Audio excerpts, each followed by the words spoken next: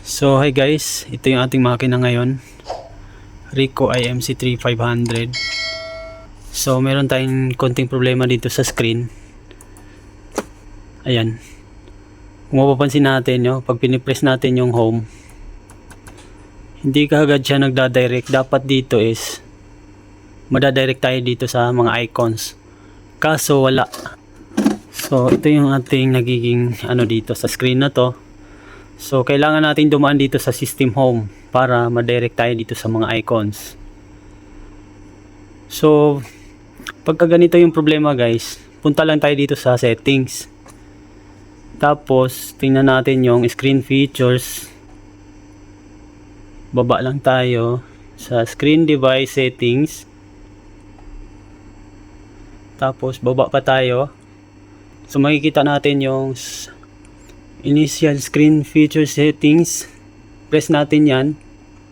Yan, meron tayong makikitang okay. Press lang natin yung okay.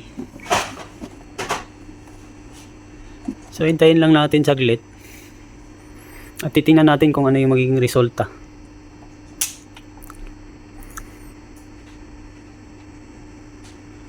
Yan, tingnan natin itong mawala na itong blue na yan.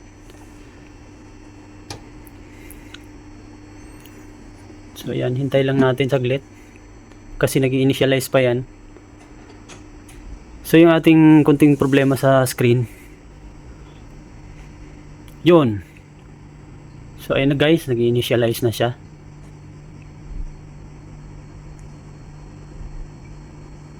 So ang ating makina IMC 3500. So konting hintay pa, makita natin yung result. So ayan na, unti-unti nang lumalabas yung kanyang mga icons. Yun guys. So ayan na guys, nawala na yung kanyang system home dito sa taas. Ayan na. Kung mapunta tayo dyan, yan,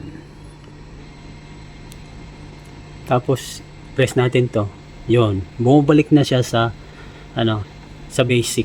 Ito yung basic nya. So, ayan, yan, kahit na saan tayo dito, press natin yung home, yun, bumabalik na siya sa basic. Hindi kagaya kanina na kahit anong press natin dito, hindi natin makikita yung mga icons.